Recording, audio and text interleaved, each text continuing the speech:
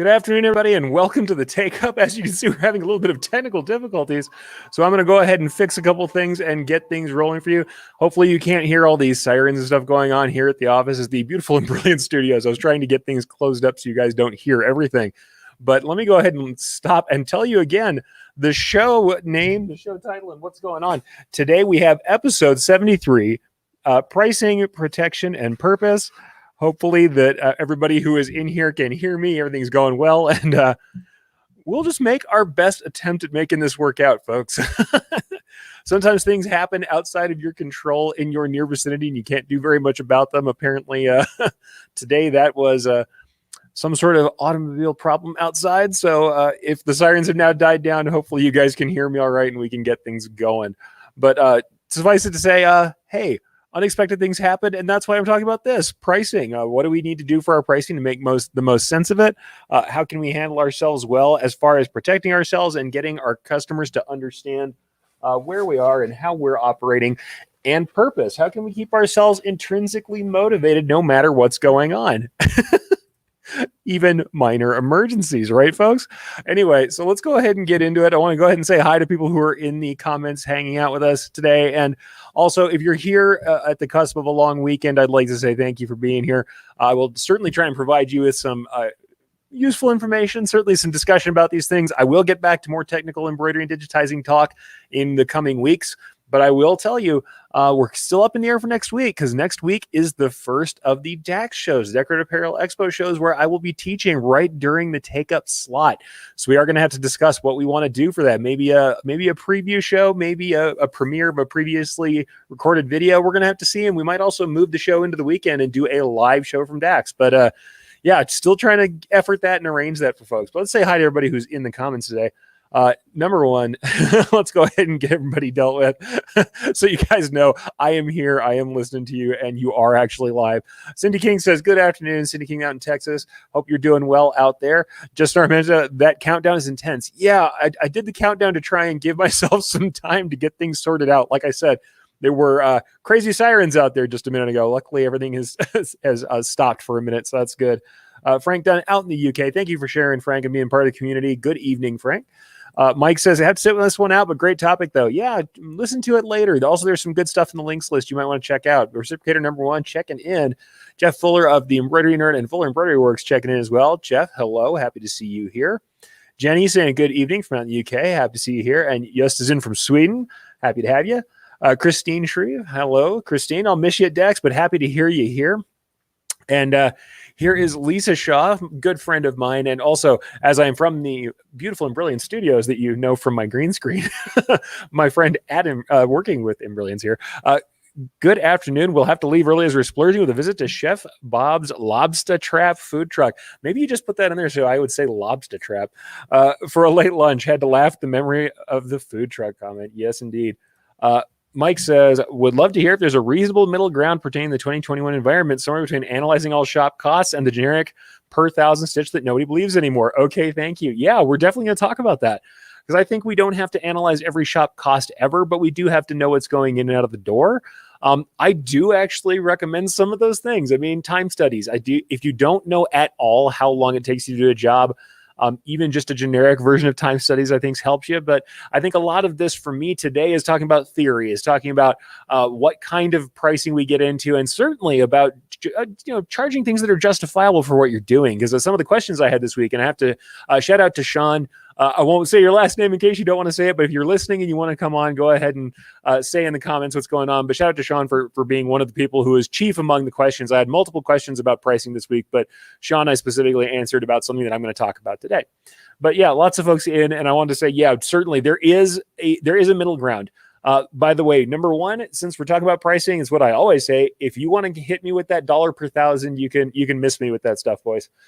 Yeah, dollar per thousand is just not at all what I think everybody should charge. I think you have to know more about your shop, because each shop is unique. All right. Lyndon coming in saying, good afternoon. Good afternoon, Lyndon. Ramona McKee, a digitizer herself. And thank you for joining in on the half and other shows this morning, Ramona. Good to talk to you today. Carol Wilson coming in from Salem, Oregon. Hi, happy to have you here. Jan is in saying hello. Margaret is in. Hi, Margaret. Barbara's in from Wisconsin. Had lots of family out in Wisconsin. Thank you to see you there. Nice to see you there, Barbara. And Ryan Bailey, Creative and Brilliance, listening in from Washington State, where I'm sure he is melting, poor thing. But I hope you're doing well up there, sir, and having a good time. And Sean, yeah, Sean is here. So thank you for joining in. And then also Lisa says, just to make you cover this, I want to make sure you give us your opinion on the dollar per thousand stitches pricing structure. See, I already did it. You didn't even have to prompt me, and I already started into the dollar per thousand. The thing is, the dollar per thousand doesn't make any sense to me. Not that because you can't set a per thousand stitch price. And in fact, if we're talking about pricing theories, I have had per thousand stitch prices, and there's multiple reasons why you can handle these things. What I like to lay out is all these different reasons why you might set a price in a certain way and why it might work for your business, and let you choose for yourself. The thing I will say is there is no way, and I'll use the US as an example because we are a big country with a very varied types of businesses and economies from one coast to the other. There is no way that in Los Angeles, Albuquerque, New Mexico, Cleveland, Ohio, and New York City, that the same dollar per thousand can hold and deal with your overhead. There is no way that a building in the middle of San Francisco costs what it does in my area of Albuquerque, New Mexico. It just doesn't. And if you have to have the same amount of space and the same amount of power to run your embroidery machine, we all know that your overhead's going to change if that space costs more one place than another. If we're talking about being profitable, which I'm always trying to get people to do, if we're talking about being profitable, if that's our aim, now you can do embroidery for many other reasons, and I support all of them. If you're in arts and crafts, if you are into this for any other manner of creative outlet, totally cool. It's once you start wanting to make profit that you have to look at these things. And certainly I think that as Mike said earlier, we don't have to necessarily know every nut and bolt in the shop at all times, but we do have to understand that overhead is real. And also, I take I would say I don't take offense, but I do take issue with the way some people talk about pricing, where they really focus too hard on the break-even point. The break-even point being all of your outgoing and all of your incoming breaking even, right? Well, for me, I have another kind of thing that I discuss, another term I use called the minimum to maintain. We'll talk about that again later, where it's your break-even point plus a reasonable amount of income for whoever is doing the work, even if you're a solopreneur.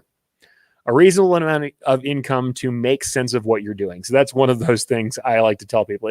There are reasons why the dollar per thousand can be useful. I understand that it's easy. The first reason it's useful to people is that it's easy. It means that you look at a design, if it has 1,000 stitches in it, then that's $1 for each one. The thing is, we have a lot of other ancillary things we do to make embroidery work that aren't covered in stitch count. Especially you start getting into any sort of multimedia. Applique. I had this fight many a time as a producer and as a digitizer, that applique, though it does take up, it certainly drops stitch count, it also has material costs and it has setup costs that are different, and you have to balance them. I still think, of course, that it beats the stitch count, usually because it's also opportunity cost. It's another kind of cost on the machine. When we can get something off of the machine faster, we can get something else on it. So opportunity cost has to be factored in, but it's something that you can't just put into matters of $1 per thousand. It's hard to do sometimes, but we do need to work on this. By the way, Jeff, you got me. Jeff and I trade back and forth, making each other laugh in the comments while we're doing stuff, and he just got me today. We just need to know we are nuts and bolts sometimes. And I'd say, I don't know about you folks, but I am most certainly nuts. I'll leave you have that beat to laugh at it. All right, so let's go ahead and grab a couple more people in here. Letty Walker saying, hi, guys, a creator of Sippy, the reciprocator mascot, which we have to love that. Oh, and Sean's there. Yeah, like I said, Sean Hollick, thanks so much for addressing this. Absolutely. Thank you for sending in your question. Like I said, I get a lot of questions, and it's something like Sean was super nice and said, I know you get tons of questions. You probably don't have time to answer all this stuff, but I'd like you guys to go ahead. Send me questions. Send me comments. I don't answer quickly all the time, but I try to when I can, and I certainly try to answer everybody as much as I can. But yeah, I love getting those questions, and you're not the only one. I had, like I said, multiple people this week wanted to talk about pricing, and truthfully, a lot of people, what it really was, what it really came down to, and I don't want this to sound too self-helpy, but here it is. A lot of people were having trouble justifying the fact that they really needed to charge something for their efforts more than made sense for this $1 per thousand rubric. More than made sense for what they initially thought was how contract embroidery all got priced. But let's go ahead and say hi to a few more people while we have you on here. I know I do a lot of saying hi in the beginning, but I like to make sure you guys know I like to have the live interaction with you folks, and part of what we have here is community at the Takeup. Sally's in from the UK. Sally, happy to have you here. Jan says, I've only charged $1 per thousand, and I feel like I'm undercharging, and I'm going to tell you, I think you are too. I'll be honest, I think you are too, because that $1 per thousand has been going on for a really long time, you know? And I think that you have to understand, it's not that it's a bad thing, but if you stay that way, especially, how long have you been charging that $1 per thousand? The cost of food and fuel and everything else has gone up. But if your cost per thousand isn't going up, even at the rate of normal appreciation of normal inflation, then of course you're making less and less money per hour the longer you go. You can say to yourself, I'm making the same amount of money, and maybe your machines you've upgraded and you've gotten faster and what have you, or you've gotten more efficient, but you're probably not keeping pace if you've only ever charged that. I think you have to look at what that costs, and year over year, you have to, you have to raise prices sometimes. And you'd be surprised that the people who are worthwhile, who are paying you, the people who are worthwhile in your customer catalog. And yes, I'm going to tell you, you probably all have, and we have all had customers who really don't feed our businesses, or truthfully ourselves, our souls, whatever you want to say about that. There are customers who are not putting in. They're not putting into the pot. We end up spending 80% of our time on 20% of our profit, and we really need to flip that around. We need to find those core customers and pay them off. But the thing is, those customers have a tendency not to balk at normal increases. Yeah, and this is what Jeff says about that. I call those ex-customers. Yeah, this is an ex-customer for sure, is somebody who is going to do that to us. But for sure. And Brian's correct on this one. No, you're not. You do have to know what's into it. What is the amount you've put into any particular investment? You have to know that, and you have to know what's going out the door. It's really easy to bleed from 1,000 paper cuts and end up not doing things you need to do and not charging for the right things, because over the course, especially if you run a business for any period of time, over the course of time, you will start to do little services, add to your repertoire, do more things for individual customers, make it normal that you've added these extra services for all the right reasons. Because you want to be the best you can be, because you want to provide a valuable product, but you're not charging for them. And I'm not, by the way, I'm not saying this means there are line items on every order for everything you do. There is nothing like presenting someone a 30 line item piece for a single item, and they're going to be unhappy with you.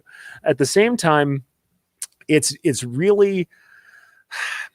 really is incumbent on us to know what we're putting out and not to allow too much to go out the door without understanding that it's part of the product, or at the very least saying, all right, well, my overall rates increase with the fact that I am providing service or a level of service that other people are not providing. And that's just the truth. That's one of those things you have to work on, is to understand what you're providing. You have to know your value. You have to, and I'll be honest with you, if you are looking at your piece, I've done other value podcasts before. So if you want to go back and look at some of the videos on value, we've certainly talked about it. But if you don't believe in your value, then it's time for you to look at your value and make sure, talk about what it is that you're providing, and see if you don't believe in it, then you should check over your product to make sure it's valuable. But once you do believe in your value and understand you're providing something of value, you need to charge based on the value you're providing, not just on the materials that you kick in. That's how I feel about it. But let's go ahead and grab a couple more people real quick. We have some kind of interesting comments around this and some questions, and we'll hit all of these as we can, but I'm certainly going to get to the actual topic at hand, some of the materials I prepared, certainly. Ramona says, applique is fewer stitches, but more material and additional labor equals cost more.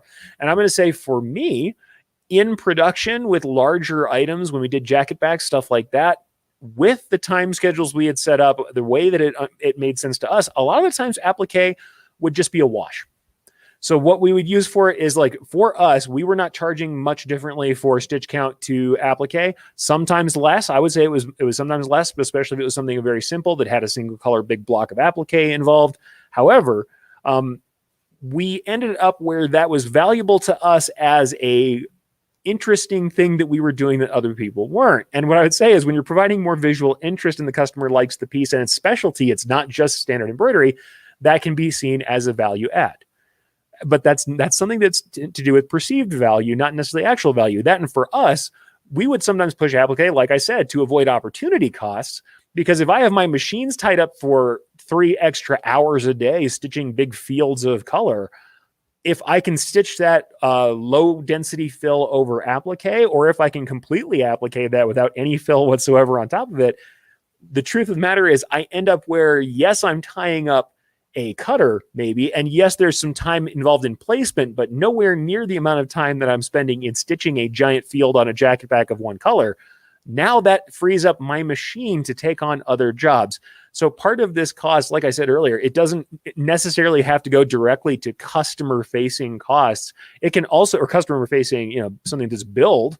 It can also be, hey, I want to free up my machines because my machines can be doing other work where I am being paid for the actual stitches, that where the stitch count actually works, where it makes sense for us. But yeah, I'll tell you, the truth of the matter is you can have the same process cost differently depending on what it does. Plus, saying applique should cost less. If I have a very complicated piece of applique, it may cost more, absolutely, even if it's providing the opportunity cost. The thing is, I may decide to use it as a way to do opportunity cost too. But yeah, I would agree with you. There are times where it costs more. And I'll say this too. There is a vast yawning gulf between applique that I can do on a roll cut plotter setup that I can do with standard materials that doesn't take any work, to applique that I have to do by hand, or specialty materials that are difficult or have to be mounted up or masked. That is very different. Or if I've got laser cut versus hand cut, it's a very different item. And especially the thing is, not everything can be put under a laser. Not everything can be cut with a plotter or with any sort of other applique tool. Very different. Or if I'm using pre-made die cut applique letters and numbers, very different object. The thing is, these take different time. They take different creative investments. And all of that has to be accounted for in some fashion or another. Like I said, you don't have to be necessarily everything, everything nuts and bolts, but at the same time, you do have to think about these things. So yeah, let me go ahead and grab a couple more comments, because like I said, we're having great comments today. Thank you for interacting. I love this live interaction too. So it's really great. Let's go ahead and talk to some other folks here. Carol says, and this is a hard question, by charging by the hour and you aren't as quick and accurate as you are, how do I determine my hourly price to digitize? This is a tough one. I mean, if you are at a stage where your digitizing is slower, you may have some issues charging for that by the hour. I would say, truthfully, if you're providing a good product, people want to come to you and there is a unique proposition for your value, you charge what you need to charge. I usually charged by complexity, but part of that was also understanding that if I had something that was going to require any sort of experimentation, where I'm going to maybe run off middle of the process samples to get a technique right, these are the kind of things that I would increase the cost for. But I did often look at this as if not hourly, I would price by complexity. So I'd look at a piece and say, not how many stitches this is going to be. By the way, charging for digitizing by the stitch count, I've never understood, because I can make for you a giant collegiate letter by slapping a vector in, filling it from top to bottom, setting my angle, and then running a satin stitch border around it. I can do it in 5 minutes, and the thing would be thousands upon tens of thousands of stitches. Or I can make you a very small, finely crafted 1.5 inch seal that I had to punch every little stitch in to make it perfect, and it will take me 8 hours. And these things are very different, So charging by stitch count, I definitely, whenever we talk about charging by stitch count for digitizing, I don't get it at all. But charging by the hour, I would say it is hard to just run a tab with somebody. Usually you're going to have to give them a price ahead of time. For me, it's about complexity and knowing how long I take and being okay to get what I get. If you're in a stage where you are developing your talent, sometimes you are getting paid less per the hour. And in that case, that's kind of something you have to deal with as you get faster. You become better with those skills, you get more efficient, and you can increase your profit margins. But that's one of those things where, yeah, really early on, certainly it would be harder to do. But I would say you have a unique proposition. People are coming to you for a reason. By all means, that is something that you should be taking value back out of as well. So for sure. And here's the other thing. With a small shop that doesn't have all the big boys toys like a laser cutter, it will take more time for me. Do I take the hit to be competitive? And I would say, by and large, I wouldn't. No. The truth of the matter is you're going to have to find the slot you fit in to work as your size shop. Every shop is unique. And in fact, though I'm going to get some more comments in here, I'm going to go ahead and bring up some stuff from the links list. First, I'm going to go ahead and just show you guys too. Here's the links list. If you need to grab that, I'll go ahead and get that in the comments as well. But linkslist.app, and you've got your text there, 7UBFDLG. Why not? But that is the links list for today. I am going to talk about some more stuff that's on there in a moment. But for right now, I'm going to go to that. I'm actually going to show you guys some slides from an earlier paid presentation I did for the Impressions Expo. And I think that might be some valuable stuff that we could share that I think is useful to discuss. When we're talking about this particular question, I think I'll just go ahead and get into it. But here's what I want to add to the stream here. Number one, your shop is unique. One of the things we really can't do when we're dealing with different shops is like looking at these other shops, these big contract shops, multiple heads, if we're working on single head or vice versa. Taking that poll of the shops in your area and averaging those quotes to try and get a pricing method is not worthwhile. Most of the time, you're going to have to look at your own shop and what you're capable of doing. What I would say, though, is that if you are a small shop and you're doing things hand cut and you're not using lasers, you can position yourself as someone who is doing boutique work. You can do work that is harder to do in that way or that lends itself to individual pieces. And you price yourself as that. Say, I do hands-on work that is very exacting, that is not commercial, that is boutique individual work, because your shop is unique. You can't really look at the shops around you and, like I said, average their prices to see what you're doing. And sometimes you don't necessarily want to compete with those shops for larger orders. If you're running a single head right now and you're trying to compete your way into a multi-100 piece order out of a shop, you're probably going about this the wrong way. You want to find, ideally, and this is ideally, I know everybody does what they do to make sure that the needles are going up and down, that you're getting paid. We're all going to take jobs that aren't ideal for us, but our ideal fit are jobs that are set for our shop. If you only have an embroidery machine and it's a single head and you don't have a lot of other equipment involved, you're going to want to take things on that make sense for individual personalization and that are boutique, that are unique, that require someone to spend time with them to handle them one at a time. If you position yourself that way, market yourself that way, share that kind of work with everyone so they understand that, now you can charge for being the boutique embroiderer who helps out with individual pieces, who can do things that require hands-on experience, and you actually charge more per piece. And you end up with getting your profit margins closer. So that's one of those things. It's you don't want to necessarily compete with them on pricing. In fact, pricing is not your arena. You want to compete with them on what you are capable of doing and willing to do. And then you can set your pricing in a way that makes sense to you. And I'm actually going to go ahead and let me, put myself back up on screen here, and we'll grab a couple more comments because we actually have some comments that I think are very useful to that. And Jeff says, I try to pull in the jobs that the big shops in my area don't do. I don't even try to compete with them on pricing. And I'd say it makes sense. It absolutely makes sense.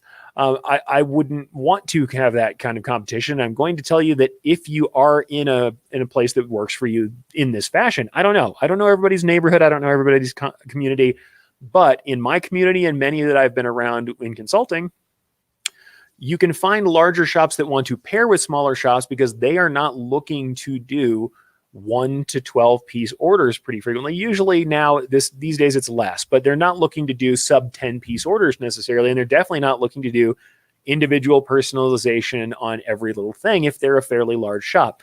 Shops these days, especially if they've been having a hard time through the pandemic or through economic trouble, they will eat up some of those smaller orders in the process. But if they're looking for their ideal piece counts, they're not looking to do individual pieces, whereas you might. They also may not be looking to do customer supplied items, which is something else I'm going to talk about in a little bit. And that's another place where you may be able to handle customer supplied items in a way that they don't. And honestly, because some of the smaller shops, it's harder for you to get terms with garment providers, you may not really have access to the kind of buying that they can do. So we have to look at those things and say, where do we fit the best? Where does it make the most sense for us? And, I think that sometimes people do different ways of handling pricing. In fact, we've got one from Ramoni here, and I'll talk about it. Why not? But the thing is, ultimately, trying to compete on the same playing field with someone who is not playing with the same, players. You cannot take your JV squad up to the varsity team, up to the pro team, and expect that they're going to show up. It doesn't mean you're worse or better like that analogy says, but we're showing up to a battle with a knife fight or a gunfight with a knife, and we're ending up where we're not doing the right thing. But it's really more like we're showing up with the wrong tool. If someone else is a screwdriver and we have a hammer, showing up and trying to jam our hammer in the way and smash the screw into the wall is not going to help anything. It's not the right fit for us, and we really want to get to the right fit because we're then the most efficient for our type of work, and we can charge the best we can. Let's go ahead and see Ramona's pricing because I think this is interesting. Carol, addressing Carol, I use a fee structure that's based on color count. Yes, some are more detailed, some are less. It works out in the long run. The things that makes this work is from the start what the fee is for each job based on the image and artwork. Yeah, people use different approaches. Like I said, I usually do complexity, and for me, Yes, it's fuzzy. No lie. When I've been doing digitizing on contract, it's usually looking at an item and I can calculate fairly quickly as to how many things I'm going to draw. Literally, how many lines are there? How am I going to draw these pieces? How many items do I have to create? And how quick is that going to be for me? And that's something that I developed over time, admittedly. But complexity for me is, how detailed is the piece? How many objects am I going to draw? And also, if it is already detailed overall, how big is the piece? Certainly is part of it, because like I said, that goes into the count of literally how many points and lines am I going to have to manipulate to make this thing work? And potentially, if we're talking about sampling and everything else, I'm going to figure in for some sampling. I'm going to figure in for what it costs. Now, that doesn't mean you can't have base flat rates. And in fact, that's something I recommend for everybody, is minimums are a thing.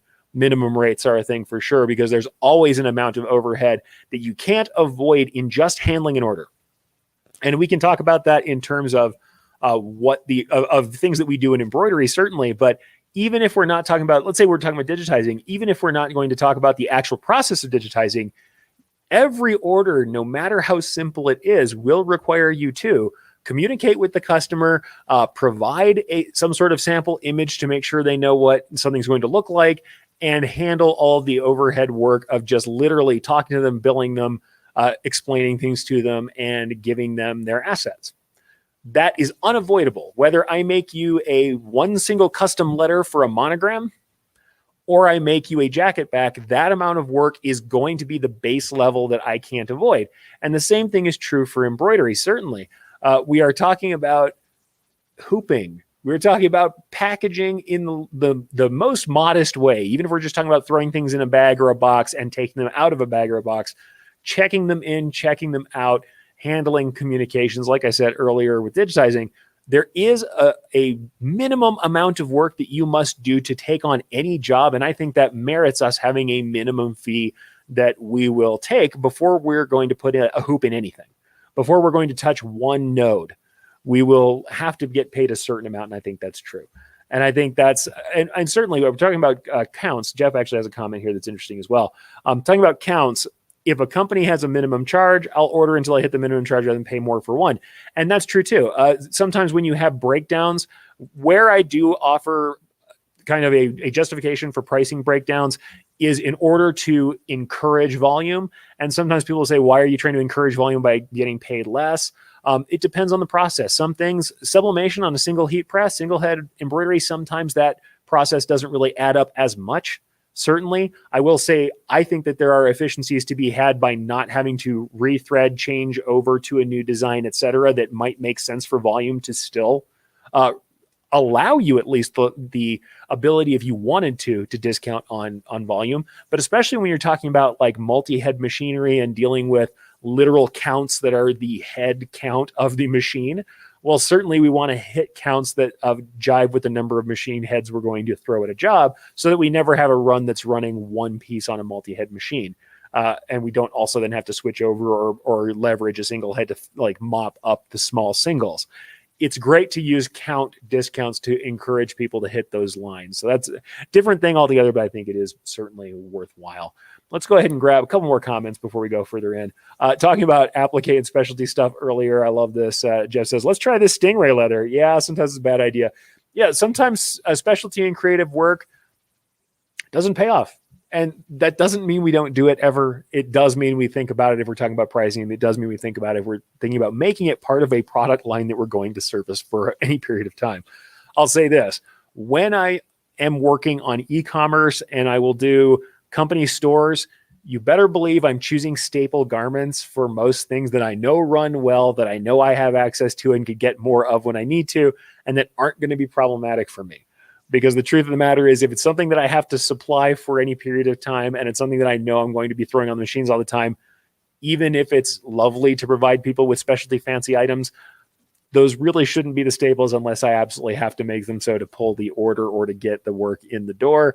And it makes a lot of sense to think about your efficiencies on that one. A couple more comments here. We have Jocelyn says, I have found I've been way underpriced my work. As I'm getting a little better, I'm finding some of my customers told me my price is too low and giving me some pretty good tips, as in more money, which is nice. Yeah, the thing is, we don't want to rely on the kindness of our customers because a lot of people are not going to go for it.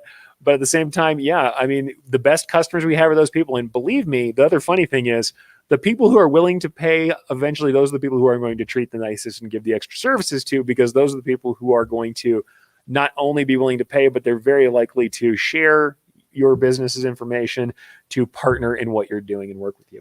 And I do absolutely have to agree with what Christine says here. Like I said, I don't want to get too self-helpy, but this is part of this equation for sure. The other half of pricing that's an issue is being comfortable charging what your work is worth, or believing that you're able or should charge what the work is worth. Some people almost have an inferiority complex when it comes to pricing. Yeah, absolutely. In my time teaching pricing, which I've done several times at shows, frequently what ends up happening is that I will drill into everybody, and you'll hear me say it today. So this is not psychology, is not me trying to hypnotize you, but you'll probably hear me say it again today. But your time, your work is valuable, and it is worth paying for. These are the precious hours of your life, that not only the ones that you're spending in creating the object, but the hours that you have spent in learning your craft, and they are valuable and irreplaceable, and they absolutely demand that someone exchanges something of value with them if you are to spend them. And the funny thing is, people will come up to me with dewy eyes after that statement sometimes and say, I needed somebody to tell me that, I guess. I never think that I'm worth charging for. If someone could do it themselves or wanted to do it themselves, they could. We all know that embroidery is more accessible now than it has ever been. Working here at Embrilliance, where we have software that does things for an incredible low price that I used to pay quite a lot more for. My first seat of my last digitizing software was $16,000. And I can do the same now for sub $1,000. Embroidery has never been more accessible. If someone wanted to spend the time to learn it and do it, they could do it for themselves. They are seeking you out because they want someone else to handle it. And frequently people also want someone to do the creative work to help them understand what they need.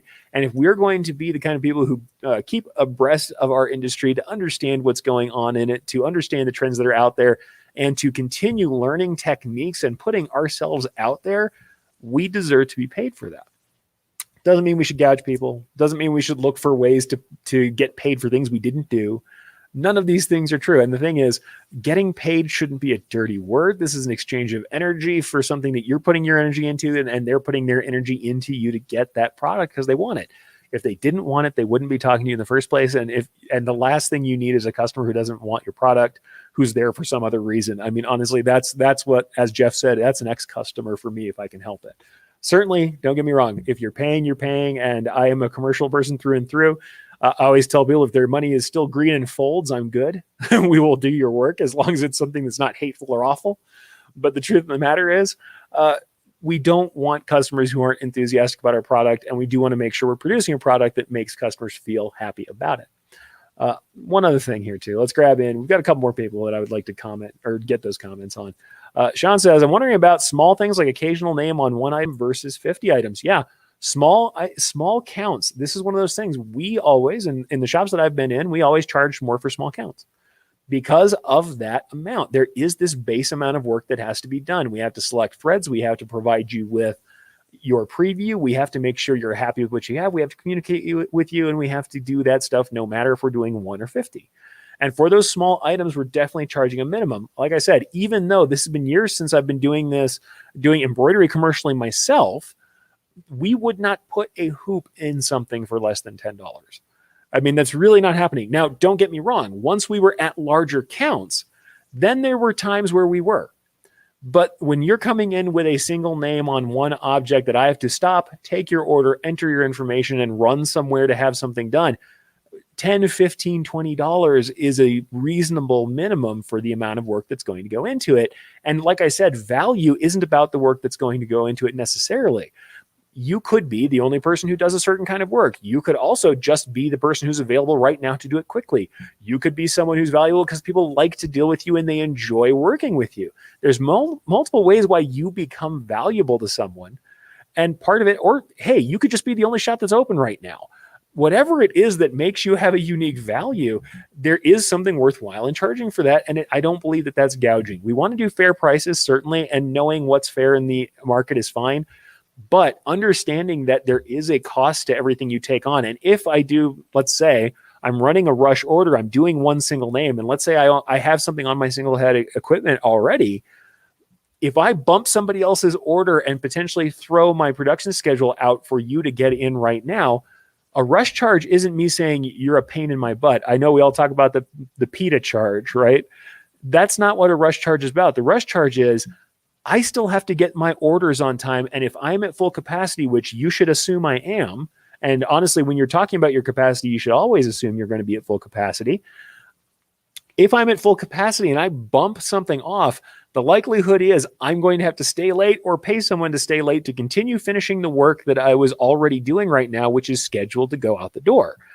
If that's the case, your rush fee is just to cover what I need to cover and to provide me for some, a little bit of incentive to help me keep people in my shop and to provide a little profit to let me know that it's valuable to you and to give me the ability, or at least the desire, let's put it that way, the desire to stay late, to work through it, to have someone in late so that I can bump your stuff to the top of the list.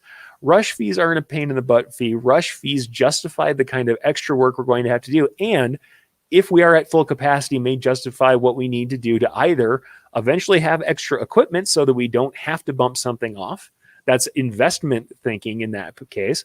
Or to keep someone on or keep ourselves at work for extra hours. Once again, trading the precious hours of our life that don't come back for your job today. The hours that I would have had for myself at the end of my day are now your hours that I gave you. I need you to pay me for those. And those hours are worth more to me. And honestly, your hours should be worth more to you. So that's something to think about. Yeah, small orders, absolutely. Those minimums should be intact. I don't think that we charge the same for our 50 as our one piece. I don't think that makes sense. And honestly, what I'm seeing more of these days is people setting a one-piece price that makes sense and not discounting the 50 and not discounting the 100 as much. Especially, like I said, if you're on single head equipment, you're on a heat press doing sublimation, the chances are that the efficiencies you gain by having multiple pieces of the same type aren't groundbreaking. They're not amazing in comparison. Certainly, rethreading an embroidery machine, that gets to be a heavier thing where if you want to start discounting on equivalent pieces where we're not going to rethread, not going to set up, not going to do that stuff. Certainly we have some efficiencies to play with there, but it's not groundbreaking the way it might be for multi-head equipment where we're going to run one machine with all the same thing for a period of time that really doesn't require us to switch things out. So like I said, it is what it is. I think that it makes sense. We are giving people our time and it's worthwhile. So it's one of those things. The other thing I'm going to tell you folks, we're talking about digitizing a lot here too. And I've seen a few comments and I'm going to go ahead and grab, Yosta's comment here too. I'm not fast or good when digitizing, but I like to do it to learn. How can I price it to take the price from when I send it out or less? You can't. That's the truth of the matter. I would do it the other way around. Price it comfortably for yourself. Now, like I said, if you are incredibly slow, if you are just starting out, if it's just something you like to do and you're trying to make your money back, you can't necessarily have somebody, pay for your education. Sometimes that doesn't work. That doesn't always work out. What I will say is a reasonable price that you set for yourself is what you should be charging for digitizing all the time, whether you outsource it or not. And it's nobody's business whether you do. If you decide that digitizing part of your profit center, one of the models that's out there is to just go ahead and pass on the digitizing and tell people upfront what it costs and not be a part of it. I've seen this done where some embroidery companies that don't want to digitize say, I'm passing it on to my digitizing person. This is what they charge me. It's what I'm charging you. And I'm handing you your file at the end of this. And I'm not really part of that. All I am is the facilitator. I think they should still charge for the communication that's involved because as embroiderers, we communicate with digitizers in a way that is valuable. I think that communication should justify a fee. But I have seen this argument, and I understand where they're coming from, where people don't want to be involved at all. That's one method. I think if you're going to digitize yourself, the way you handle it is you set a reasonable price for digitizing that includes you working at what is a fairly consistent, decent pace. And whether you outsource it or not, you're charging that across the board. Sometimes you're making profit, sometimes you're not. But it's something that you would be willing to take when you were digitizing for yourself.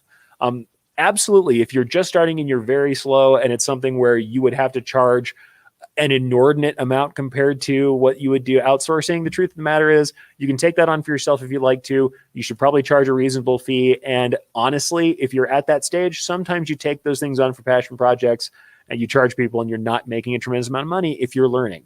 when you're learning, there is a period of time that you do have to understand that you don't necessarily get to subsidize that on the back of the customer. Certainly, I would say the shops I've been in, I never took less than $100 for a left chest. And I know it sounds crazy, but it's just the truth. And I would also say that even though there were times that outsourcing happened, we didn't change our upfront pricing. And I know someone's going to say you're gouging people. Most of the time we're not. We're doing a lot of creative work. A lot of the time we're certainly also handling a lot of the art. If we are altering the art and sending it off and handling all the communication, we're still providing a valuable resource. Like I said, because this person comes with art that's not suitable for embroidery, we work with them and discuss what is suitable. We become the consultants, and then we send it off to get digitized fine. Now, the shops I was in, very, very, very few logos were sent off for any sort of digitizing. In fact, only when I was on vacation. But I will tell you that they are not going to be charging differently for those things. So I think that's part of it, is inverting the look, saying, okay, this is what it costs for digitizing, and here are the ways that we are providing value. We're helping you get your art sorted out so that it makes the most sense. We are talking to you about who is looking at this embroidery at the end, who is the end viewer of this embroidery, and what and why would we want to change the art so that viewer gets what you need them to get out of it, so it communicates the way it's supposed to that viewer. And we are then going to work with the materials you want, the colors you want, to make the best artwork happen. Even if you're not digitizing it yourself, being able to discuss with a digitizer what you need, and being able to consult with the customer and help them get their art into the position that makes the most sense for the best embroidery possible is a value proposition. I think it is, and I think you should think it is too. Yeah, I think, like I said, there's ways to go about it, and I would say with digitizers, it's hard. Because overseas digitizers, sometimes their overhead, their time is worth less to them as far as our currency. By the time they're getting currency that's from here. And funny enough, we have the same problem sometimes within the States, where there are states and cities in the US where the cost of living is so much higher. It's like, I could be making decent money in Albuquerque, New Mexico, but I'm certainly not making San Francisco rent money. These things are different depending on where you're from, and we have the same problem with overseas digitizers to some degree. And I don't want to say it's a problem, but it is the case that the money that they are going to take for a job that takes them perhaps the same amount of time, we think that's because we're slow. It's not always because we're slow. We could be as fast as they are and still end up where what it costs for me to have a place to sit and a place to do my digitizing and the food I'm going to eat for lunch that day is a lot more overall compared to them. It's going to mean our cost of livings are different, and also maybe we're not willing to take that same cost for something. There's a lot to be said there that I'm going to leave unsaid. I will say that for my money, if your digitizing isn't up to speed right now, it's a good idea to keep digitizing for yourself, but to outsource work to make sure you're staying profitable, but to charge something that is reasonable for when you're up to speed and you feel good about it. I think that's one of those things. So, it is one of those experiences you have to deal with. You have to wade through. This isn't a simple answer, but what I will say is, your situation is going to be unique to you. It's going to be unique to your area, and your pricing is going to be that way too. So I know we have other stuff we want to talk about, and I may not get to everything this week because it looks like we went a little further on that, but I want to grab a couple more quotes here, and then we'll jump into some other things we can discuss. But yeah, here's a couple more. Cindy says, I'm a small shop. It's quicker for me to have most all my logos digitized. That way I'm sewing. Also, Takeup tool applique, I have cut. And yeah, absolutely. Partner up with people who are offering something at cost that you can deal with and offer it, go through with it. I'm going to tell you, the shop that I came from most recently was a complete multi-decoration shop. And I'm talking about screen printing was a huge portion of it. So screen printing and embroidery are the two largest profit centers, but also sublimation, vinyl cutting. I have wrapped a SWAT vehicle in my time. I know that sounds crazy. I've put graphics on cop cars. I've done graphics on windows before. I've done a lot of vinyl cutting for signage. So we did all of that. We found out there came to be a point, even after we had a wide format printer, and I ran a wide format banner printer as well and did some of that work. Even after we had a wide format printer, it just didn't make sense not to farm out full color banner printing to people who did it all day long on equipment that was much bigger and more efficient than ours. And you're going to find that that's the same case even inside your own decoration segment that you primarily do. Like I said, if I were a single head embroidery shop right now, I would absolutely be looking for a partnered up contract shop for large orders, 100%. Because there is going to be the time when someone brings you an order that is just grinding. And that is not your best use of time to just be grinding. You can get higher profit margin orders that are single counts or small count and do that work that makes the most sense for your segment. Whereas just grinding hundreds of pieces, unless that is just what you want to do, you want to keep your machine busy and you can charge them enough to make enough money to make yourself happy, that's great. But the other thing you may be able to do is grab yourself a finder's fee, grab yourselves a percentage, and work with another local company that will grind out those big numbers on their multi-head machines. I think that is becoming part of a dream team of people who handles that stuff is worthwhile. If you can do it. Now, people worry about competition. Like Jeff said, there are certain ways that you're not really in competition. And I think that's the best thing. Get from them the orders that make the most sense to you and send to them the orders that make the most sense to them and work out some mutually beneficial terms. I think that's always a wonderful thing to do. And like you said here, Cindy gets her stuff digitized so that she's selling. If you are a solopreneur and you have one thing that you are the best at, yeah, do the thing you're the best at. Also, you may also find sometimes that you become a better salesperson than an embroiderer. And if you're great at selling, outsourcing to other people to do even all of the production may be the way that you decide to do this as a business if profit is the thing you're really going for. That's okay. There are a lot of ex-embroiderers who still have equipment they play on for themselves because they like it, who are now more akin to promotional products distributors. That is a way to make money that's totally valid, and I'm not going to tell anybody anything against it, even though I want to do all the embroidery still. Jenny has a good point here too. She says, I've got a quote on my wall that says, when I give you my time, I'm giving you a portion of my life that I will never get back. So please don't make me regret it. That's heavy. That's heavy. And I kind of like it.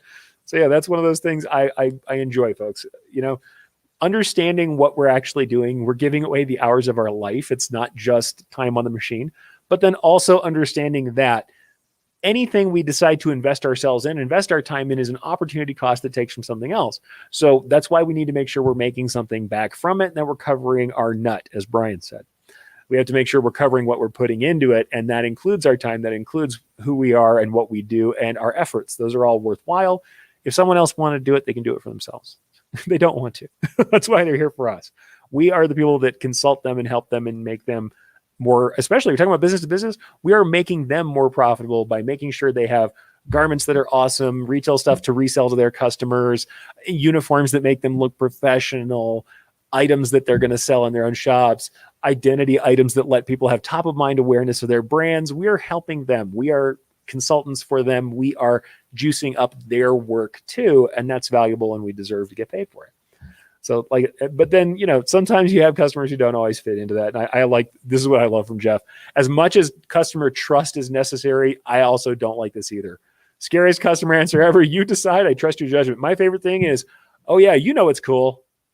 I don't. I do not know what's cool, nor will I ever. And one of the things I have absolutely done here are two stupid stories, two stupid jokey things to tell you about this. Number one, I have had somebody say, take my logo and jazz it up.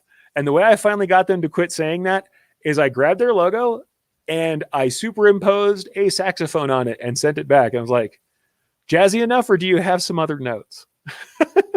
So that's number one. One way I've avoided the jazz it up comment, because yeah, no, there's no amount of jazz handing that away. Yeah.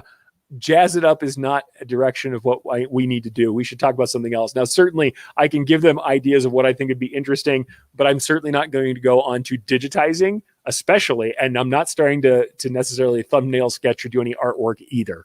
Trust me, that's not what I want to do. The other one is, I don't care what color you choose. My first choices are, I will always put something in fluorescent pink, fluorescent orange, and bright blaze like yellow or green, and send that back and say, okay, here are the colors I like. That's one of the things you can do, and just say, hey, here is a crazy color off of your corporate look completely that may you not like. So if this is what I chose, what would you do with it? And people suddenly start to have a more narrow field that they'll give you for colors. Now, I don't suggest you do that to your customers, but with these customers who are in good spirits and understood what I was saying, it turned out funny. It wouldn't always. I got a little flip with them and it turned out all right. But yeah, oh, really? I love this. Jeff says, I tried the neon pink. Totally backfired. I assume somebody went with the neon pink logo. Hey, that just makes you look extra cool because you got it in one. Yep. Whenever they say use whatever color you think would look good, it drives me nuts. Me too. But that's one of those things that you go back to them and say, I want to provide you with the best solution I can that makes sense for you. And that's why I want to know you better. What kind of colors do you like? And you stop and say, give me a range, name 3 colors, and I'll show you some options. Or name, do you want warm or cool? It's all about establishing that expectation with the customers ahead of time. And honestly, that's part of the second thing I wanted to talk about originally. I think we kind of got off into this topic of pricing a little bit and value a little bit, which is great. But it's absolutely the case that sometimes we have to work with customers about our terms and about what our expectations are of them in this interaction. Because this is an interaction. This is a trade. This is not just they show up and they throw money at you until shirts come back. That's not how this should really work. This is a collaboration. This is a cooperation. And I love what Ron says here. First, I'll put the fun part up. Just play around with it. Yeah, no. Once again, that's one of those kind of things where I'll take the art and do something really wacky and just show it back to them immediately. Something wacky that takes no time and say, okay, here we go. I think this would be fun. Or I tell them, all right, you know what I've always wanted to do is I've always wanted to put the logo on the top of the hat where no one can see it, but I think it'd be great. You never know. You never know, folks. But I like what Ron says about this. It's your dream, not mine. Now, I think we can certainly help people to firm up their dream. We can help them to explore their dream. But it's true. It's their culture. It's their logo. It's their team. It's the name for their heirloom. It's their dream, not ours. You know, it's not what we want. It's the results they want. I think that's the thing to do is to remember to focus on results. Talk to them about what they're expecting and talk to them about what you expect to make that happen. And that includes things like art approvals. That includes things like costs. That includes things like also, this is the other thing about protecting yourself. Something I was going to put in the original kind of version of this show is indemnification, saying, okay, if I'm going to take on and this is Sean's example that he gave me, if I'm going to take on your quilt top, something that you've obviously worked on that could become damaged and have to be repaired, but it's a one-of-a-kind item, I want you to understand that if a needle breaks, something that sometimes happens that I can't always predict, there may be damages that I can't fix. And if you want me to do this work, I am willing to take on the work, but I may or may not be able to replace or repair the piece that you hand me. And it's the same thing with customer supplied garments. Most of the time when I was working, we didn't really do a lot of customer supplied garments. Sometimes you have to. And smaller shops often will choose to do it. And funny enough, larger contract shops will do it not for a much different reason, because their customers actually have relationships with providers of garments and buy their own large amounts of stock. Also, because there is one great thing about doing all customer supplied is that you're never carrying the balance of the garments yourself. You're never giving your customer credit. That's something that I've heard from many contract shops. They don't want to give their customer credit to purchase garments on and hope for the best on the other end. So there are reasons to do it. But if you're a small shop, if you're a medium-sized shop where you're making some money on markup of garments, that can be really hard for you. I would say it's totally worthwhile to charge a surcharge, to charge more for customer supplied garments, especially because they invariably come with difficulties. I mean, at least in my experience, they've invariably have come with difficulties, especially considering that often they're not kept in the same kind of conditions that garments are that come directly from the mill. You know, they're not generally in the same condition overall, let alone people who will either have them washed or, sadly, and I don't even want to discuss the time, what I've seen in my career, unwashed after being worn or used. These things can be a pain and can be sometimes irreplaceable. Even when they're a normal off-the-shelf garment, you might not just be able to get the particular garment they've looked for, especially with the bargain shoppers that bring you everything off of the sale rack. That is a real thing. People will come with discontinued garments and then want them replaced exactly, and there's just no option. The best thing we can do about this is not necessarily just say no. Even in the shops that I've been in where we didn't take customer supply, we still took some customer supply. The truth of the matter is we discouraged customer supply. We showed them the other abilities we had if it wasn't. So let's say if you're using a stock garment that I can get from one of my suppliers, I can get it in 2 days. It will be here quickly. And if I make an error of my own on this garment and it's something that, is outside of your control, my control, I'm willing to replace something that I'm buying at cost from one of my distributors, and I can have it here usually in time to finish your order. Whereas if I take all the customer supplied garments, I may elect to replace something if I want to, but if there's something wrong with the garment, if there's a problem with it, if it already has holes in it, whatever it is, I'm not going to be held liable for these. We're going to check these in and I'll let you know if there's any problems. And honestly, there may be a case where even if I do choose to replace it, I'm going to replace it with the closest garment I can get from my manufacturer. It will not be your garment exactly. I'm not going to go hunting all over town and spending extra time and resources to try and replace the garment you bought from X chain store. Whatever store it is, whatever open high street store that they've got, you're not going to be getting that garment for them. Invariably, I find that customer supply garments can be difficult to deal with, but I also know tons of boutique people who work with only customer supply. What I will say is, largely, they discuss these options, they discuss these possibilities, and they air their policies on potential failures before they take the garments in. And especially when you're dealing with heirlooms. I have had people bring me tissue-thin handkerchiefs that gave me fits because they were heirloom pieces and they desperately wanted me to embroider a name on them because nobody in their household had the skill set to do it manually or any other method. Bring it to me, and can I do it? Yes. Is it difficult and dangerous and potentially damaging to this item? Absolutely. And I would discourage people for one. And if they were desperate to do it, I would absolutely then take it on with the understanding that if something tears, if the machine chews it up, if there's a broken needle, I may or may not be able to do anything. I'll do my level best to make it right. But the truth of the matter is I will not be held accountable for your emotional damages for tearing the small hole in great grandma's handkerchief. That's a thing that we can choose to do, or we can choose to not take the jobs. But certainly there were indemnification forms that would happen. We would say, here, sign a form. You understand that there is a potential for loss. The thing is, that won't always save you. That won't always keep people from wanting to sue or cause other issues. It's more likely to take the people who are reasonable actors and give them a reasonable idea of what's going on. The unreasonable people will still fight with you. There will still be problems. So you have to decide for yourself whether or not it's worth taking on. Have I stitched a bunch of quilt tops? Believe it or not, commercial as my background is, I absolutely have. We were one of the shops that would do it. We kept single head hardware and we charged quite a lot for it. But we did it with the understanding that if a needle breaks, we will do the best we can to patch a hole. We will not be able to replace the quilt top. We cannot refund you for the amount of labor you put in piecing the quilt. Just isn't going to happen. And if it's great grandma's quilt, triply so. And I kind of agree with Jeff to some degree here. Jeff says, I won't touch anything with sentimental value. I bit that bullet once, never again. And that, spoken like someone who's been burned by it. And I've been there too. I have had something thrown at me that someone didn't like, despite having seen the previews, despite having seen everything. And this isn't damage. This is literally somebody came in and despite having seen photographs of the piece come in, verified, color matched, everything's happy, looked at it and decided at the last moment while they were holding something they didn't like it.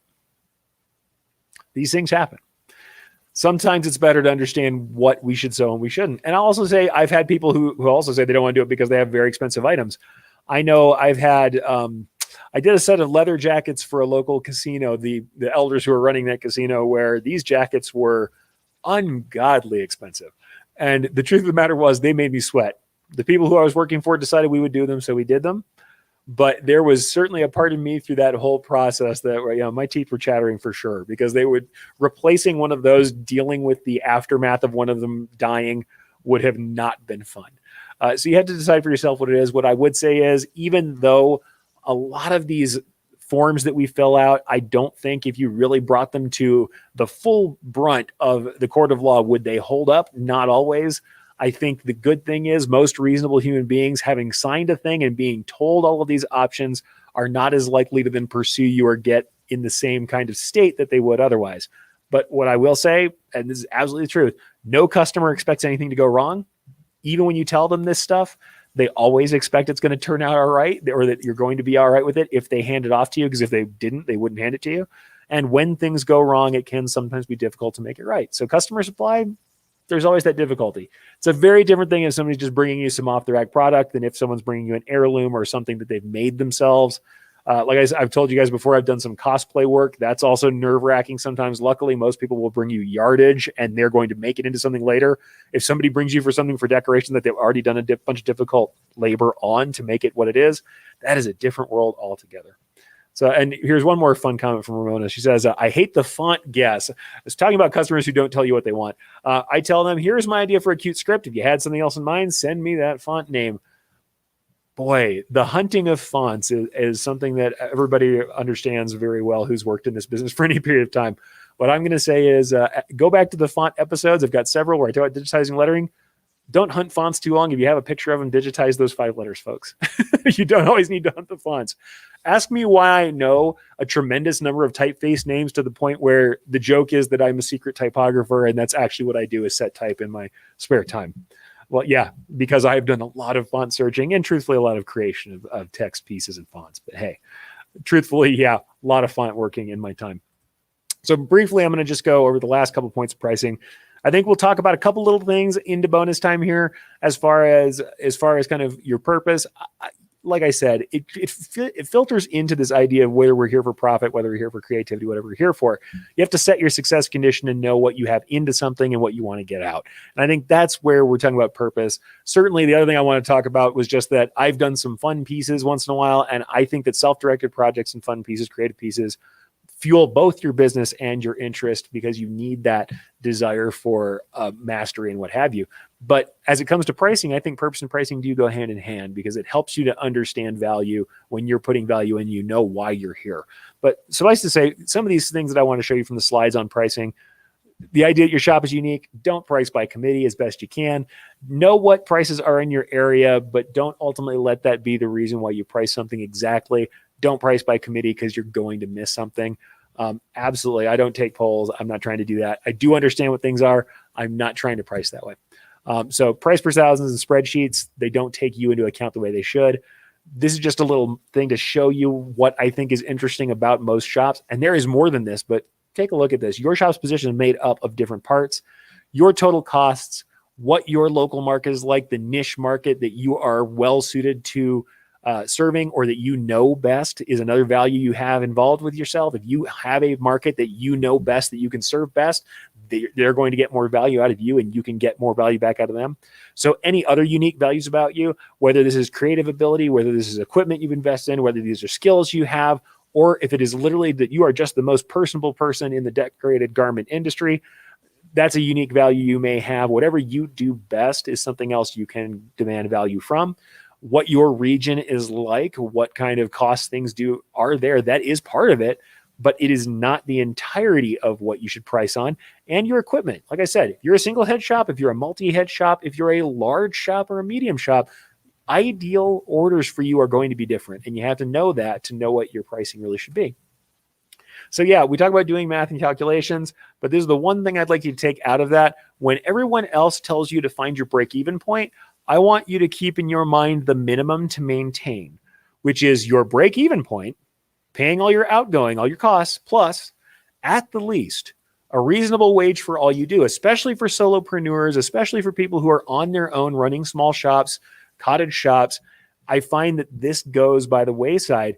They will start to get to break-even point and get excited, or get to the break-even point plus some investment for their hobbies, some investment for the thing that they love to do, which is in the case of most of us here, embroidery. And then they forget to pay themselves for what they're doing. What I want to tell people, though, is that your long-term goal here shouldn't just be growth. Growth is great, but sustainability and growth requires you to pay whoever it is, whether it's you or someone else that's working with you, for the time it takes for them to do the thing that gets your orders out the door. That includes other kind of overhead like sales, marketing, and communications. You have to be able to pay for that. Imagine that you could not do that work yourself anymore, but you wanted the business to continue. Then your business will have to absorb paying for someone who can. That's the minimum to maintain. It is not the break-even point, and I think it's something that we have to look at. It's something that people have to work from, and too often people focus on the break-even point. They're always telling you break-even and then profit. The truth of the matter is, for me, it's break even, then that minimum to maintain amount, the amount that you need to pay yourself just to be a human being living and doing this job, and then profit and reinvestment into the business. You got to pull that out. That has to be something to consider. You can't just think about feeding the business if you're not feeding yourself. And like I said, even if you never think you're going to hire somebody, the day that you end up hiring somebody, you start to understand what those costs are going to be and how much that takes out of the chain.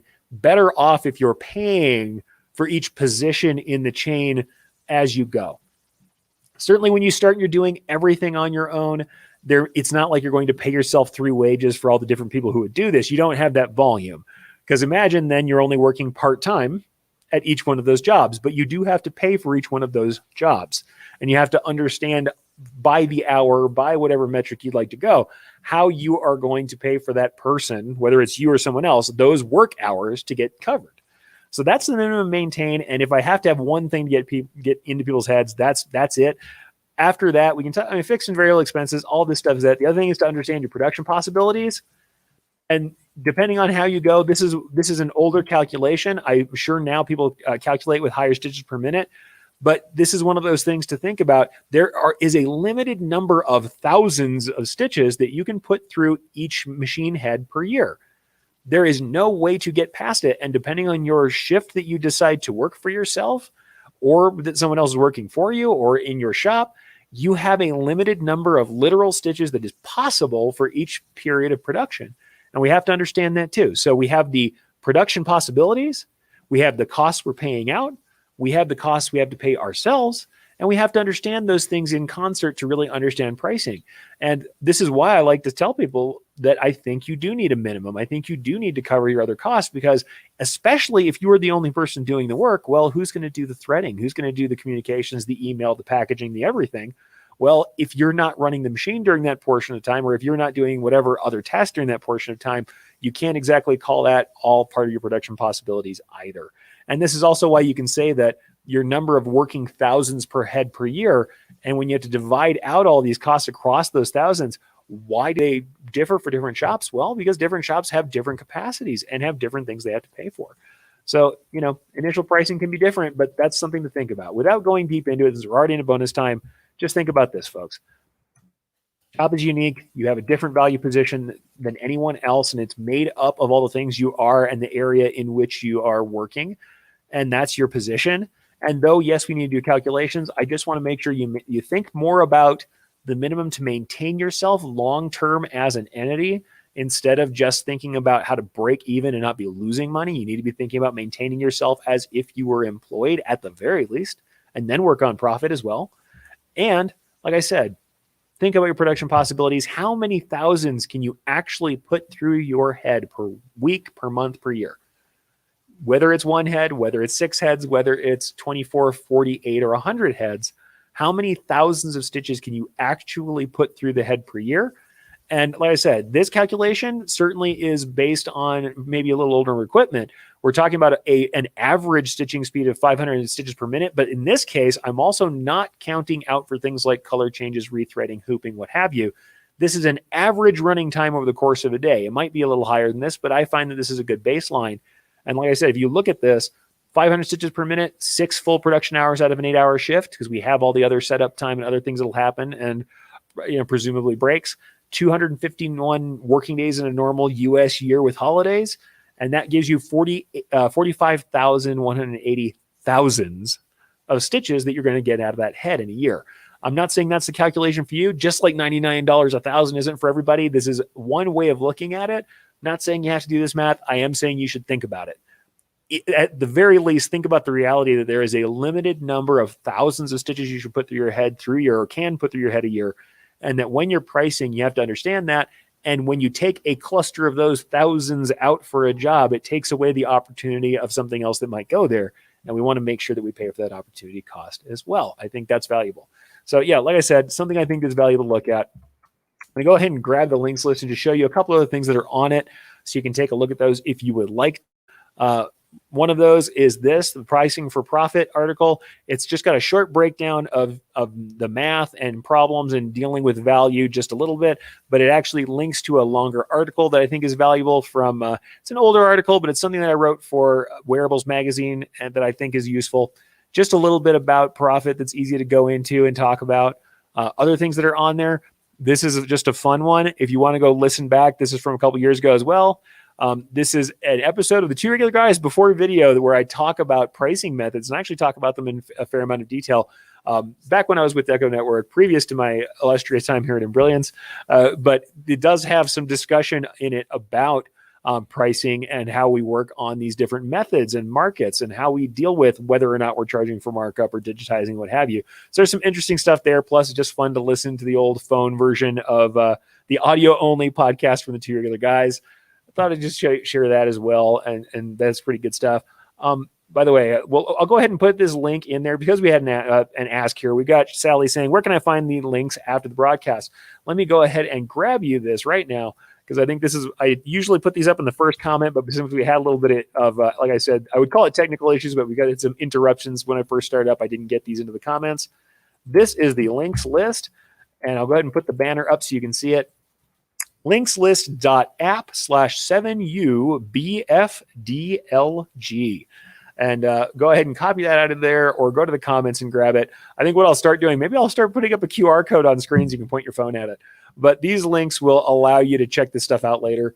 Great. The podcast is fun. Plus, you get to hear me and Terry and Aaron kind of cut up a little bit about pricing. There's also a couple more that are in here. My Embroidery 101 article that I did for Printware. It's the initial article overview, and then the full article is attached to that. And that has a little bit about pricing as well as kind of understanding what you need to know before you start your first stitch, before you start working as an embroiderer commercially. And I think if you're in kind of a liminal space between craft and commercial embroidery, this might be useful to you. And then I also have a couple other fun things in here. This is actually, and I won't play it live, but this is me on Stalls TV. So if you guys didn't know, I did some pieces for Stalls TV, some video pieces talking about pricing. So that's in there as well. And a little piece about the approval process, because part of what I want to talk about today when you talk about protecting yourself, protecting your business, is about setting expectations. I think that's really, when we're talking about pricing, we're talking about artistic approvals, where we're talking about anything related to how we're dealing with what people are getting and whether or not they are happy with it for the money they spent. That's the bottom line. The way we start this and make ourselves the most blameless and make sure that people are the happiest they can be with our output is by setting terms from the outset. Setting terms and letting people understand, this is what I am providing to you and what I am contracting to provide to you. Here are the things that I think are of concern. Here are the places where I expect your input and frankly will not proceed until that input is had and is settled. And here is what I expect you to pay into that. Having those things out in the open, as well as, like I said, art approvals, that's part of it. If you don't approve by X date, we will not be starting production. Once you approve, that's when production starts. This is when we expect to deliver your order. These are very simple things, but this can also go to the point of discussing how you work, what creatively can and can't be done, why you do what you do the way you do. These things can all be part of that discussion, and it can all be friendly and good. And I think, honestly, your customers will trust you more and more knowing that everything's out on the table. If you're a square dealer, you're somebody who's going to discuss with them how things are going to work. And honestly, sometimes this also means saying to someone very, very earnestly, if there's a potential for failure that you see on the horizon. There have been jobs where I stop and tell someone, I'm willing to take this job on with either the time that we have left to get it done, the kind of equipment I'm working with the requirements that you've put on the job that may or may not be particularly reasonable. This is what I expect to happen. And if I really think that we're in the risk of something not working perfectly, I'll say so. That's what we've had, those jobs. And I've certainly taken those jobs where I said, all right, we are off the reservation now. We are somewhere outside of what we usually do. And if we take this job on, I want you to know that there's a potential that it will not work out to a perfect end. But here's what I'm committing to, that I will do what I've said I will do, that I will provide it for you in the time that I said I will, to the best of my abilities. If I cannot get to these things, if I cannot get to these hallmarks, these waypoints that I've set and told you we can hit, I will contact you and let you know. Here's what I expect that to mean monetarily, or if I'm going to take any sort of amount off for that. If there is a damaged garment, can I or can I not replace it, or will I not replace it? And what does that mean for the process going forward? How am I willing to remedy it or not based on the terms we've agreed to?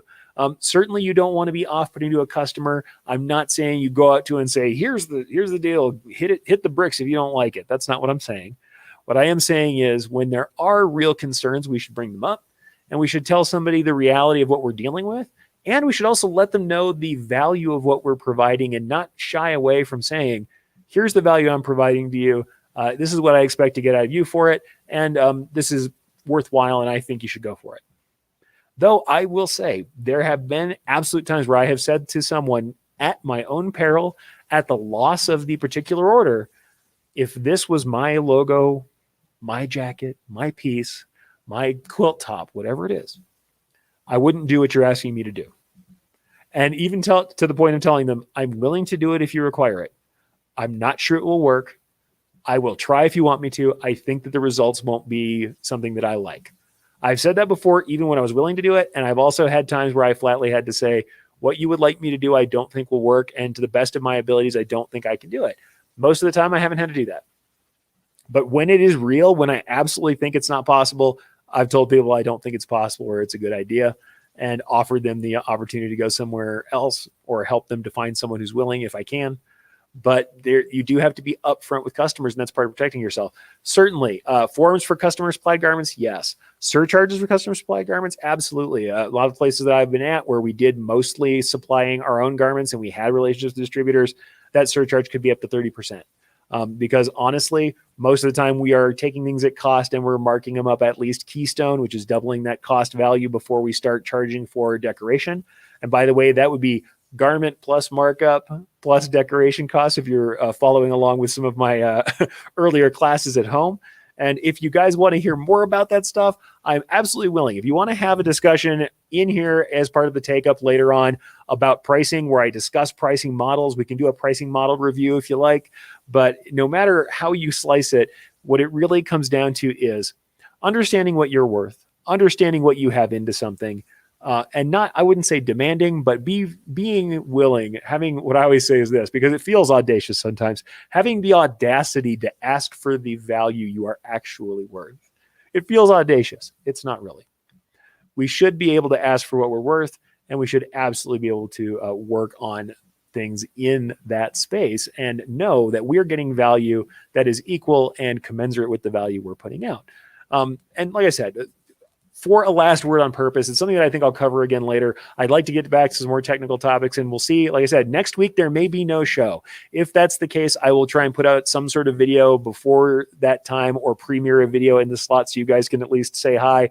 There will be some live content. If you haven't listened to me and Aaron Montgomery on the half, we'll be doing the half live from Dax. So that should be happening that Friday morning, but I should probably be teaching during the time slot for the Takeup next week from Kansas City. So the likelihood is we will either not have a show on Friday at all, and I'll have some other video content for you here that won't be live, or there may be a live show on Saturday.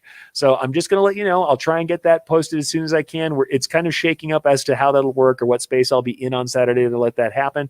But we will go ahead and let you know that as we go for the rest of the week. But to say one word on purpose before I leave, I will say this. Looking for the reason you're here and setting your success condition, I think is important. Understanding what you expect to get out of things is something that you work on with yourself in relation to your business, in relation to your craft. And I think that answering that why is a worthwhile experience and a worthwhile pursuit. Stop and think about this for a moment. For me, when we're talking about being motivated, talking about being intrinsically motivated. So not motivated from the outside, not motivated by necessarily a paycheck or fame or what have you, whatever it is that comes from the outside that somebody else provides that judgment and helps you out. What intrinsically motivates you is going to be different for other people. But what we usually do when we're talking about motivating, say, employees, I will talk about AMP, right? Which is autonomy, mastery, and purpose. And this is having the ability to make choices for yourself, the way that you handle problems, even if someone else is the benefactor, you can set for yourself. You have some modicum, some amount of autonomy in how you choose to solve a problem. You have a path to mastery, something that you are working toward getting better at so that you can have some level of control and level of feeling competent in your work. And you have a purpose, being tied to something greater than yourself, greater than the immediate thing that's in front of you. That's how we motivate an employee. And the thing is, we are, especially literally as solopreneurs, but if we are not solopreneurs, if we're working somewhere else, certainly, or if we're just doing something else, it may be different. Someone else will help us in that position or be part of that. But when we are working for ourselves, very literally, we are our own employees. We have an idea of what we want out of a business, out of a creative pursuit. And we then have to get from this, frontal lobe person who's doing this thought to the actual person doing the work. We get from our personality to this lower level version of ourselves that actually has to pull the handles, pull the levers, throw the switches and do the work, put our back into it. That person is our employee, and that's us. We have to provide some of that too. We have to provide some space for ourselves to take the path we need to make the decisions we need to get something done. We have to look for something we want to have mastery over. We have to look for something we want to improve in ourselves and to allow ourselves to get in the practice it takes for that and consider that to be something we're willing to invest in and spend on. And something that is valuable to us, and preferably, since we're talking about the businesses that we're running in embroidery, that's something in embroidery, whether it's the function of the embroidery itself, whether it's selling, whether it's running the business, whether it's digitizing, something that we want mastery over and that we can improve and see goalposts, see that feedback. And we want that purpose. And that larger purpose is something else you have to look at. I'll say for myself, I'm actually inspired. Aaron Montgomery's been talking about this with our success group with OSG about purpose. And for me, purpose for me is something that, yes, it has some extrinsic portions of the motivation that is outside of myself. But in order to become motivated, I certainly would say that my personal purpose that is bigger than me is to help people to do the things they want to do. Whether this is in business, certainly, I want to help people make things that they want to make. Part of that is I want them to make a living. If I can help you to do that in some way, that's something that very much fulfills my greater purpose, to help other people make a living from their creative pursuits, particularly. I want to help other people express themselves and through their craft, help their end customer, the people that they help express themselves. I want to provide people the means to exercise their voice. I want that.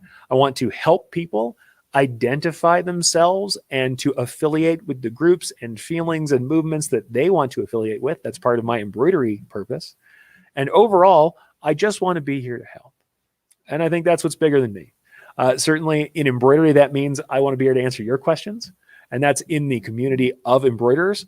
And in the general community, I want to show people and use embroidery and fiber arts and decorated apparel, graphic design, the things that I love in my creative sphere, and also writing and podcasting and all of this. I want to be able to use the creative things that I can do and that I think I do well enough to help people express themselves and to become a part of something themselves, express their purpose, express the things that they're about, wear their hearts sometimes literally on their sleeves. And that's what I want out of my purpose. I would encourage all of you to stop and ask yourself why. I know some people will say, and I've met the people who say this to me, it's mercenary. I want money. That's it. It's a mercenary thing. I want to make money and that's it. I don't think any of the people who feel that way necessarily are here with me today, but I'm going to tell you, most of the people who I've talked to who said that to me, if you ask them to continue drilling down that chain of why, there's something else underlying it anyway. Because you can say to me, it's entirely mercenary. I want to make money. I go, okay, why?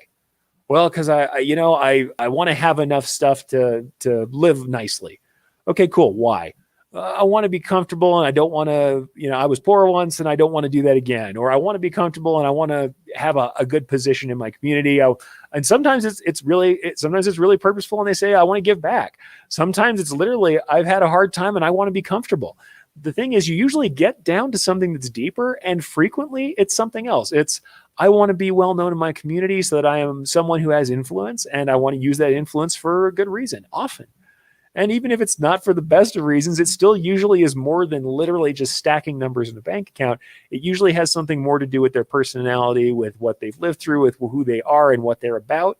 And I would wager that most of us here, what we're really looking for is to be happy ourselves while being ourselves and helping other people around us to do the same, or at the very least being out of everybody else's way while we do what it takes to make ourselves happy. And honestly, that's fine too. Just remember, folks, you are providing value out there in the world with what you're doing, and you deserve that value back as well. with that, folks, I may not see you next week. Hopefully, I'll do some other content. I'll be on the half with Aaron Montgomery in the morning. But if I don't see you next week and you're watching me in a recorded form, let this be my chance to let you guys know. I hope you have a wonderful week. I hope you have a wonderful weekend. And I cannot wait till the next time we get to talk again.